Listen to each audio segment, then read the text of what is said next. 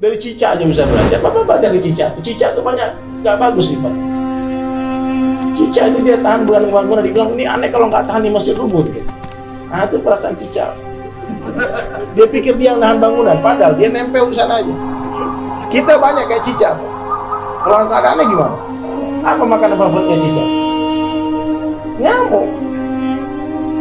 Nyamuk punya sayap, cicak tak pada terbang. Tapi makanan favoritnya nyamuk. Dan Allah tak pernah lupa menghantarkan nyamuk ke mulutnya cicak. Subhanallah. Kucing makanan favoritnya apa, Pak? Ikan. Dia takut air, Pak. Kucing itu namanya takut air. Tapi Allah tak pernah lupa menghantarkan ikan ke mulutnya kucing. Nah, masa kita takut nggak makan, takut nggak bagian rezeki? Maka ini binatang pun bisa jadi guru.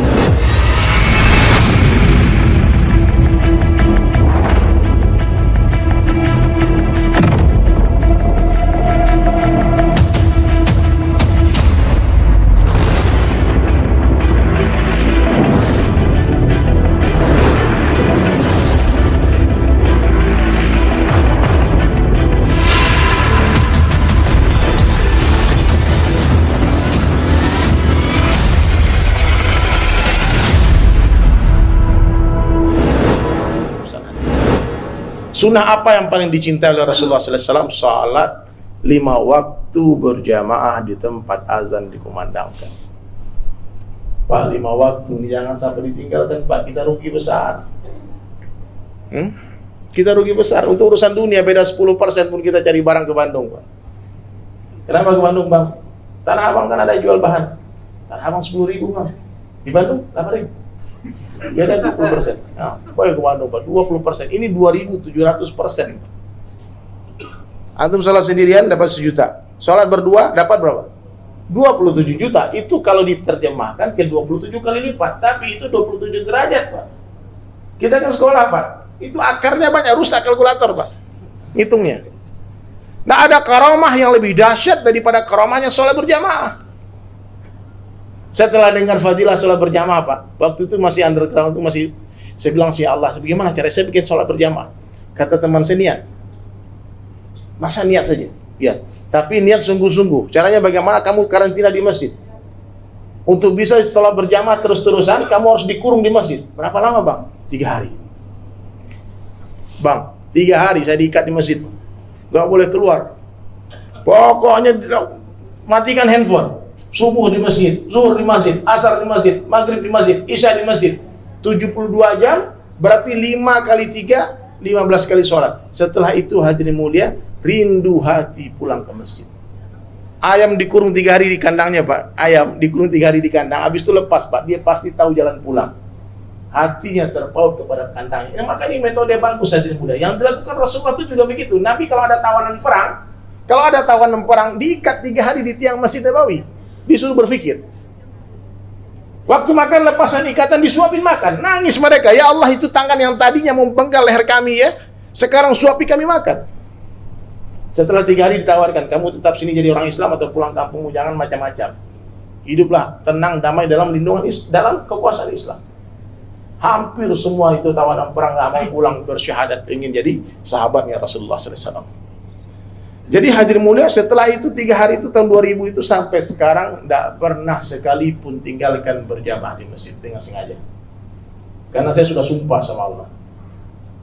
Coba gimana caranya? Kamu janji aja, orang munafik kan mengingkar janji. Kalau kamu janjinya gimana? Doa sama Allah. Diajarkan sama kawan saya. Doanya gimana?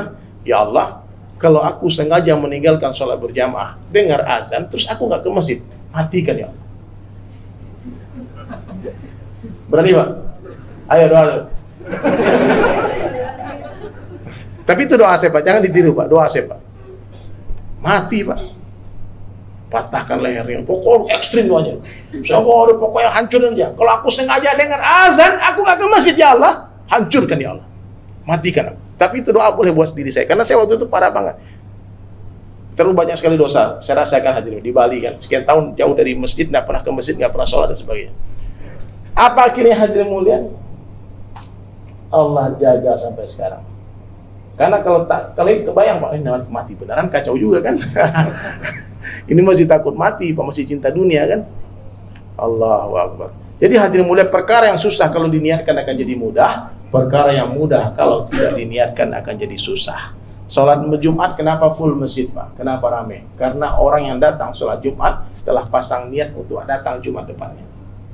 Bapak nggak percaya, coba Bang, coba tanya orang pulang sholat Jumat, tanya Bang, Jumatan depan sholat lagi nggak Bang? Dia mungkin tersinggung, Pak. Ini pertanyaan nyakitin nih bro, bukan nyakitin, mau tahu Bang. Saya pernah tanya gitu, dia tersinggung Bang. Emang dia pikir aneh kafir?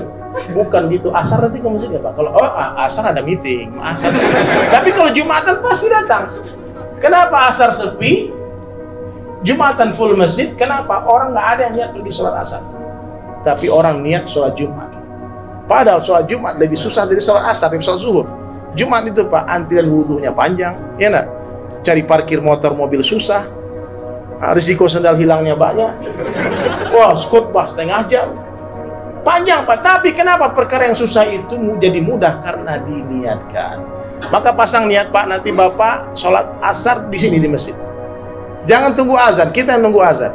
Azan itu diteriakkan untuk memanggil orang lalai. Orang-orang yang imannya sempurna, dia duduk di masjid tunggu azan. Kita yang tunggu azan. Latihan dulu. Kalau pemain profesional itu nggak langsung lari Pak. Sebelum dia bertanding, pemanasan dulu. Kalau langsung lari ya nanti pingsan di jalan. Kenapa sholat kita jarang khusyuk? Karena nggak latihan. Sholat sunnahnya dari dibuat. Maka penting kita jaga sholat. Perempuan silahkan ke masjid, tak dilarang, tapi lebih baik di mana perempuan? Di rumah. Kita ini laki-laki bukan perempuan, beda Pak. Maka kalau suka sholat di rumah pakai mukena apa? Diragukan ke laki-lakiannya. Ya. Nah, ini penting ya, sholat dijaga. Insya Allah Allah beri 5 keuntungan di 5 alam yang berbeda. Di dunia Allah berkahi rezeki. Berkah pada rezeki seperti manis pada gula. Apa artinya kita punya gula 1 gudang tapi tak manis? Lebih baik kita punya gula 100 gudang tapi manis. Nah itu berkah. Jaga sholat, berkah rezeki. Dikubur dibebaskan dari siksa kubur. Kemudian menerima catatan amal dari sebelah kanan, melintasi sirat secepat kilat, masuk surga tanpa hisab, janji Allah. Jaga 5 waktu berjamaah, dan kemungkinan besar mati lagi sholat. Kalau orang sholat terus-terusan di masjid, kemungkinan lagi sujud mati. Amin. Semoga semua mati di masjid, amin. Kalau nggak di Masjid Nabawi, Masjidil Haram, kalau di masjid kampung kita. Kita telah lihat bagaimana orang-orang yang mati lagi sujud, iri kita, munala kaidahnya kalau itu jenazah kita. Kemudian hadirin mulia, untuk memudahkan ibadah-ibadah kita, kita perlu ta'lim ilmu. Cintai ulama Pak. Please tolong jangan suka menghina ulama Pak. Jangan membeda-bedakan ulama. Ini ustaz sunnah, ini ustaz gak sunnah, ini ustaz wajib, ini ustaz fardu kifayah. Ini bukan ustaz, itu guru Pak. Orang-orang yang hikmahnya dibuka, semua bisa siapa saja. Ada sekarang kajian yang melarang orang dengar, jangan dengar pengajian ustaz lain. Saya dengar. Itu pembodohan Pak. Pembodohan. Antum mau ikut lagi. Sedangkan Nabi katakan jangan lihat siapa yang bicara, dengar apa katanya. Ya. Kita bisa belajar dari siapa saja. Hah? Dari cicak aja bisa belajar. Bapak baca dari cicak. Cicak itu banyak gak bagus sifatnya. Cicak ini dia tahan bangunan, dibilang ini aneh kalau nggak tahan di masjid rubuh. Nah itu perasaan cicak. Dia pikir dia yang nahan bangunan, padahal dia nempel di sana aja. Kita banyak kayak cicak Pak. Kalau nggak ada aneh gimana? Banyak. Apa makanan favoritnya cicak? Nyamuk.